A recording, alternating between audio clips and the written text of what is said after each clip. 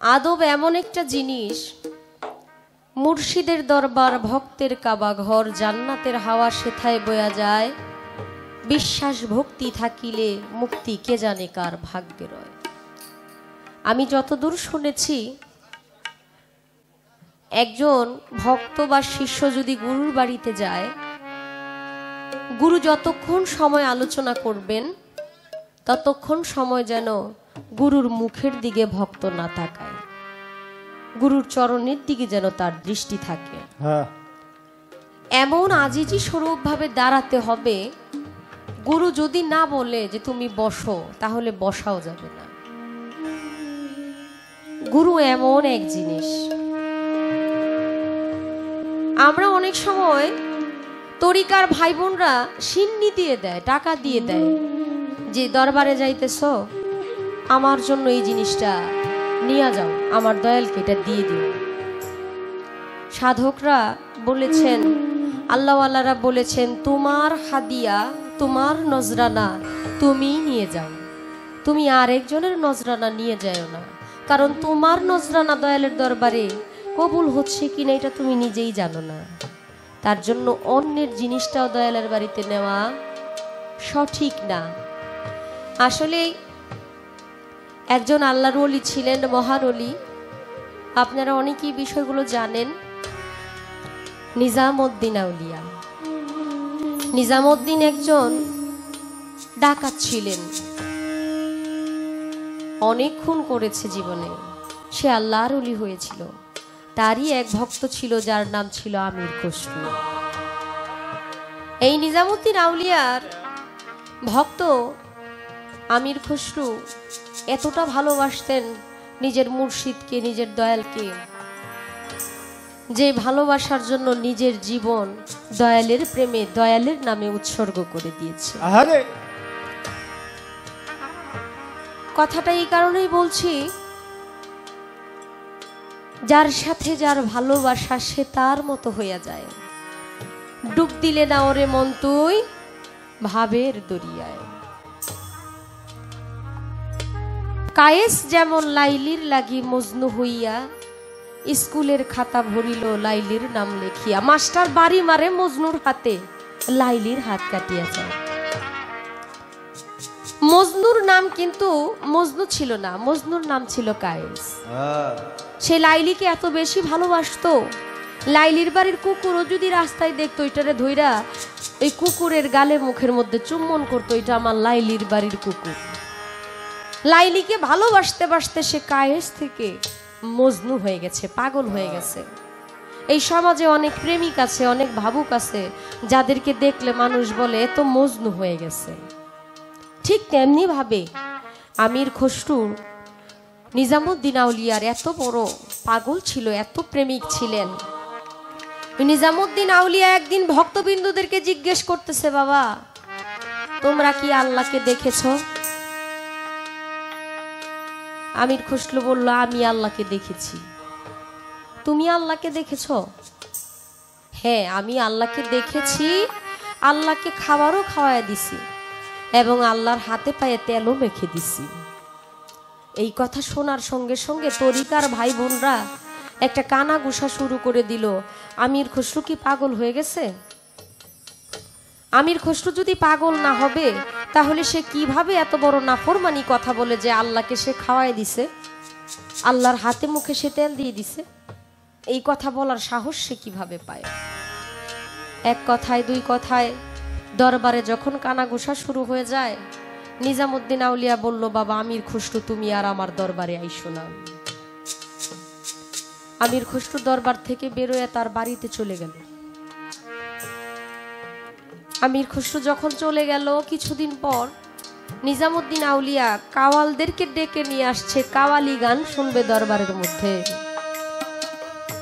দরবারে যখন কাওয়ালি গান হচ্ছে, কাওয়াল এত সুন্দর শান করেছে, সামা করেছে, যেই কাওয়ালিদের কাওয়াল শুনে, গান শুনে নিজামউদ্দিন আউলিয়া তার টাকা পয়সা অনেক কিছু দিয়ে দিছে, পায়ের যে খরম জোড়া, সেই খরম জোড়া কাওয়ালকে দিয়ে দিছে। রাস্তা দিয়ে যখন যাচ্ছে আমির খসরুর বাড়ির পাশে দিয়ে রাস্তা। আমির খসরু ঘর থেকে বের হইয়া রাস্তার পাশে দাঁড়ায় থাকে, আমার দয়ালের খবর যদি কোনো পাওয়া যায়।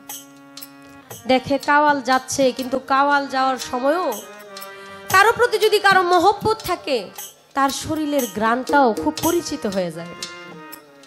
সে কি খাইতে পছন্দ করে, দয়াল কাকে বলে আর শিষ্য কাকে বলে, আমার দয়াল কোন জিনিসটা খাইতে পছন্দ করে এটা আমার মনে রাখতে হবে। আমার দয়াল কোন পোশাকটা পরে সেটা আমার খেয়াল রাখতে হবে। আমার দয়াল কিভাবে হাঁটে, তার কাইকগুলো সে কিভাবে দেয়, কতটুকু কাইক সে ফালায়, সেটা আমার খেয়াল রাখতে হবে। আমার দয়াল কি খাইতে পছন্দ করে, কিভাবে কথা বলে, আমার দয়াল কিভাবে তাকায়, সবকিছু আমার খেয়াল রাখতে হবে। তবেই তো আমি শিষ্য হব, ভক্ত হব। আমির খসরু কেন যেন তার ভিতরে মনে হচ্ছিল যে আমার দয়ালের শরীরের ঘ্রাণ আমি পাইতেছি, আমার দয়ালের জিনিসপত্র কেন যেন মনে হচ্ছে আমার দয়ালের কিছু এই রাস্তা দিয়ে যাচ্ছে। কাওয়াল যখন যাইতেছে দেখে ওই খরম জোড়া নিয়ে যাইতেছে। আমির খসরু বলল, ভাই তুমি এই খরম জোড়া কই পেয়েছো, কোত্থেকে নিয়ে আসলা বলো আমাকে। কাওয়াল বলল, আমি নিজামুদ্দিন আউলিয়ার বাড়িতে গান করে আসছি, সামা করে আসছি, উনি অনেক টাকা পয়সা দিছে, আমাকে খুশি হইয়া এই চটিগুলা দিয়ে দিছে, খরমগুলা দিয়ে দিছে। আমির খসরু বলল, ভাই তোমাকে করজোড়ে বলতেছি, তুমি এই খরম জোড়া আমাকে দিয়া দাও, তুমি বিনিময়ে যা চাও আমি তোমাকে সব দিয়ে দিব, কিন্তু খরমগুলা আমাকে দিয়া দাও। কাওয়াল মনে মনে ভাবে এই তো সুযোগ যায়, বলতেছে আমাকে টাকা পয়সা দিতে হবে, তোমার জায়গা জমি যা আছে সব আমার নামে লিখে দিতে হবে। আমির খসরু দ্বিতীয়বার চিন্তা করলেন না, এই সামান্য খরম জোড়ার জন্য আমি আমার সম্পত্তি কেন লিখে দিব। সব সম্পত্তি লিখে দিয়ে ওই খরম জোড়া নিয়ে দয়ালের বাড়ির দিকে রওনা হয়েছে। দয়ালের বাড়ির দিকে যখন রওনা হয়েছে, দয়াল তো অন্তর্যামী, সবই জানে, চোখ বন্ধ করলে যে সবকিছু বলতে পারে। তার শিষ্য খরম জোড়া নিছে সেটা তো তার অজানা না, সে তো এটা জানে। খরম জোড়া মাথায় নিয়ে আনন্দের সাথে যখন যাচ্ছে, আল্লাহর কুদরতে আকাশ মেঘলা হয়ে গেছে, মেঘাচ্ছন্ন হয়ে গেছে, আকাশে মেঘ জমে গেছে, তুফানে শ্বাস করেছে। নিজামুদ্দিন আউলিয়া অন্যান্য ভক্তদেরকে বলল, বাবা তোমরা সকল দরজা জানালা বন্ধ করে দাও, মেন গেট লাগায় দাও, তুফান হবে। আকাশে মেঘাচ্ছন্ন হয়ে গেছে, মেঘ বয়ে যাচ্ছে, তুফান হবে, তোমরা দরজা জানালা লাগায় দাও। দরজা জানালা সব লাগায় দিছে। আমির খসরু আইসা দেখে এই তুফানের মধ্যে দরজা জানালা সব বন্ধ। সে ডাকাডাকি করলেও তার ডাক দরবারের সেই মূল ঘর পর্যন্ত, খাস কামরা পর্যন্ত যাবে না। সে কোনো কিছুই খুঁজে পাচ্ছে না, কিভাবে দয়ালের দরবারে হাজির হবে। ড্রেন দিয়া পানি আসতেছে, বাড়ি থেকে পানি, বৃষ্টির পানি বাড়ি থেকে জমে যে ড্রেন আছে, ওই ড্রেন দিয়া যখন পানি আসতেছে, আমির খসরু ভাবলো এই ড্রেনের ভিতরে মাথা ঢুকায় দেই, আস্তে আস্তে আমি দরবারের ভিতরে ঢুকে যাব। যখন মাথা ঢুকায় দিলেন ড্রেনের ভিতরে, মাথাটা যখন ঢুকে গেছে, মাথা বের করতে পারতেছে না এবং ভিতরেও যাইতে পারতেছে না। ড্রেন বন্ধ হয়ে গেল। বন্ধ হয়ে যাওয়ার সাথে সাথে বাড়িতে পানি আটকে গেছে। এক ভক্ত ভাই বলতেছে, বাজান ড্রেনের মধ্যে মনে হয় কিছু আটকে গেছে, যার জন্য ড্রেনে দিয়ে পানি বাহিরে যাচ্ছে না, বাড়ি তো পানি ভরাট হয়ে যাচ্ছে। কয়েকটা কিছু নেও, একটা ধারালো কিছু নাও, একটা চুক্ষা জিনিস নাও, যেটা দিয়ে আঘাত করলে ওই ড্রেনের ময়লাটা পরিষ্কার হয়ে যাবে। একটা চুক্কা বাঁশ যখন নিলেন, নিয়া যখন ড্রেনের মধ্যে আঘাত করলেন, ওই আঘাত আমির খসরুর মস্তিষ্কের মধ্যে লেগে গেলেন। যখন একাধারে আঘাত করতে লাগছে, ওই আঘাতে আমির খসরুর প্রাণ পাখিটা উড়ে গেছে। রক্তাক্ত ওই পানি বাড়ির দিকে আসতেছে, বাড়ির পানি সব, উঠানের পানি রক্তাক্ত হয়ে গেছে, লাল হয়ে গেছে। তরিকার ভাইরা বলতেছে মনে হয় কোনো জীবজন্তু আটকে গেছিল, যার জন্য জীবজন্তুর গায়ে আঘাত লাগাতে মনে হয় সে আঘাতপ্রাপ্ত হইয়া বাড়িতে রক্ত চলে আসছে। তাড়াতাড়ি গেট খুলে দেখি আসলে কি। গেট খুলে যায়, ড্রেনের মাথার মধ্যে দেখে একটা মানুষ। যখন তাকে বাহির করলো, বাহির করে দেখে যে ওইখানে আর কেউ না, তরিকার ভাই আমির খসরু পড়ে আছে। আমির খসরুকে দেখার পর সাথে সাথে দয়ালের নিজামুদ্দিন আউলিয়ার কাছে যায় বললেন, বাজান এটা তো আর কেউ না, আমাদেরই তরিকার ভাই আমির খসরুকে আমরা নিজের হাতে হত্যা করেছি। নিজামুদ্দিন আউলিয়া বলল, তার জানাজার কাজ সম্পূর্ণ করো। তাকে কাফন পরানো হইল। জানাজার কাজ করে যখন শেষবারের মতো মাটির ঘরে রাখা হইল, তাকে মাটি দিয়ে দিবে, এই সময় এক তরিকার ভাই বলতেছে, আমরা কি শেষ দেখাটা দেখতে পারি না তাকে? আয়শা দেখে, শেষ দেখাটা দেখতে যায়, দেখে এখানে আমির খসরু নাই। আমির খসরুর জায়গায় নিজামুদ্দিন আউলিয়া নিজেই শুয়ে আছে। গুরুর প্রতি ভালোবাসা, মহব্বত এমন এক জিনিস, নিজের মধ্যে আর নিজের অস্তিত্ব থাকে না, যেখানে গুরু শিষ্য একাকার হয়ে যায়। আসলে এই কথা বলার একটাই কারণ, ভক্তর মতো ভক্ত হইলে, গুরুর প্রতি আশ্বাস থাকলে, ভরসা থাকলে ওই রকম হওয়া সম্ভব। যদি আমি সঠিক ভক্ত না হইতে পারি, আমার কি অবস্থা হবে? আমি দয়ালের চরণ দাসী হইতে চাই, আমি তার সেই পবিত্র মুখ দেখতে দেখতে যেন বিদায় হইতে চাই, বিদায় হইতে পারি।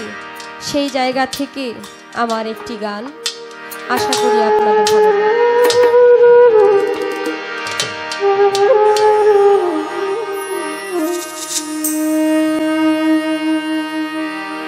জনমে জনমে দয়াল চান, থাকবো তোমার চরণ দাসী হইয়া।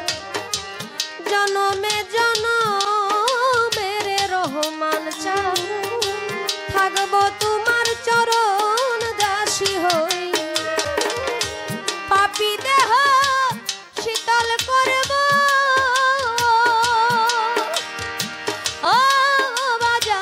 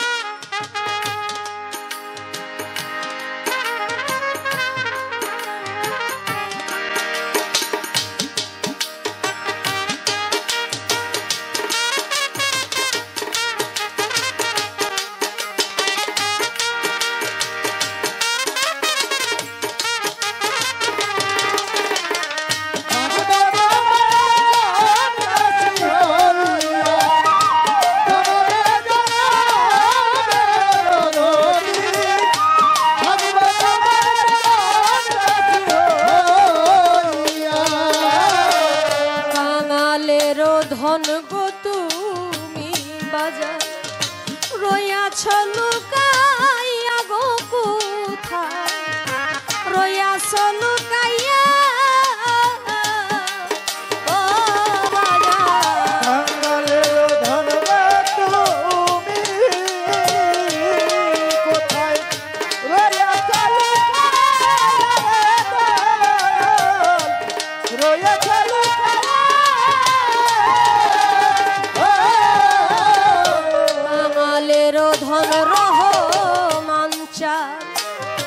ও বাজান রইয়াছ লুকাইয়া গো কোথায় রইয়াছ লুকাইয়া আমি দাসী আছি তোমার দয়া আমি দাসী আছি আমি দাসী আছি তোমার পানে যাইয়া গো দরদি থাকবো তোমার চরণ দাসী হই জনমে জনমে গো দরদি থাকবো তোমার চরণ দাসী হই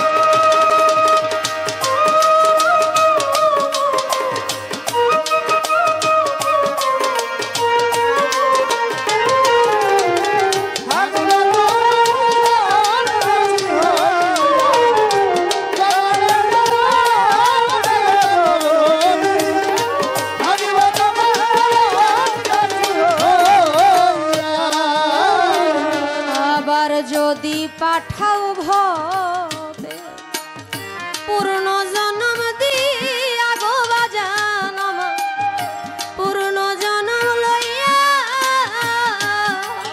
ও দয়া আর যদি পাঠাও ভবে দয়াল পূর্ণ জন্ম পূর্ণ জন্ম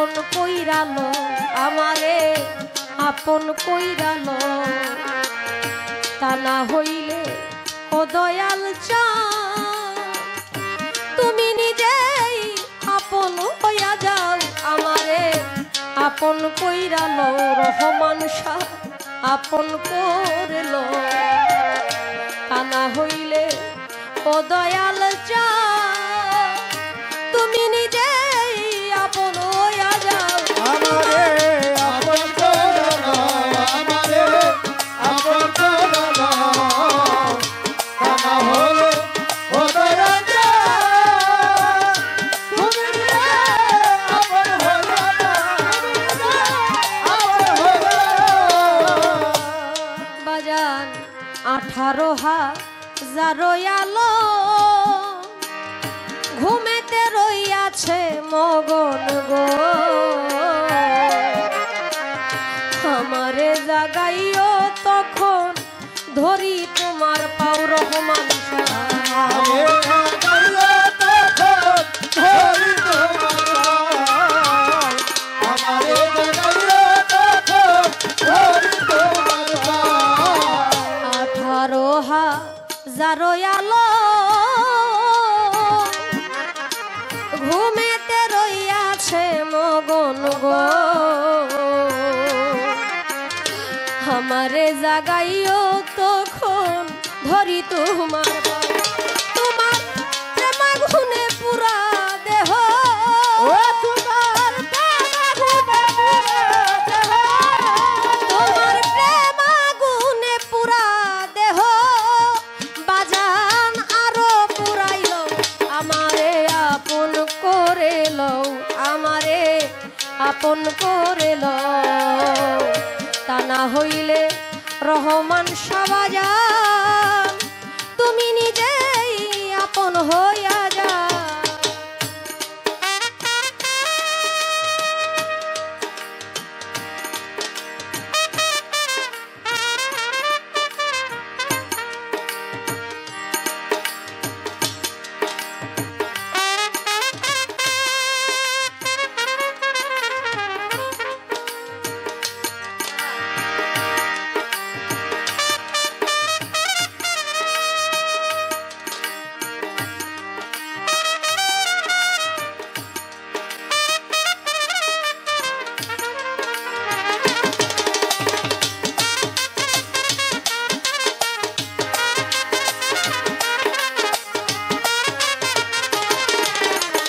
তা না হলে ও দয়াল চাঁদ, তুমি নিজে আপন হইয়া যাও, তা না হলে ও দয়াল চাঁদ, তুমি নিজে আপন হইয়া যাও।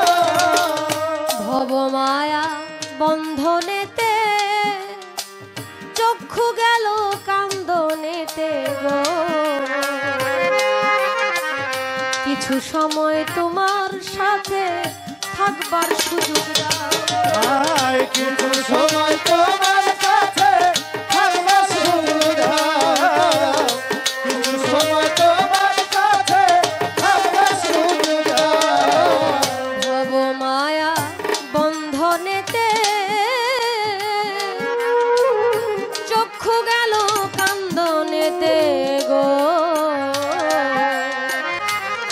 বাজার কিছু সময় তোমার সাথে থাকতে শক্তি আমি তোমাতে মিশিয়া রব আমি তোমাকে দেখিয়া রব, আমি তোমাতে মিশিয়া রব দয়াময় দয়ার হাত বাড়াও আমারে আপন কইরালো আমারে আপন কইরালো তা না হইলে সুলতান বাবা তুমি নিজেই আপন হইয়া যাও আমারে আপন করে লও বাজান আমায় আপন কইরা লও তা না হইলে ও দয়াল চাঁদ তুমি নিজেই আপন হইয়া যাও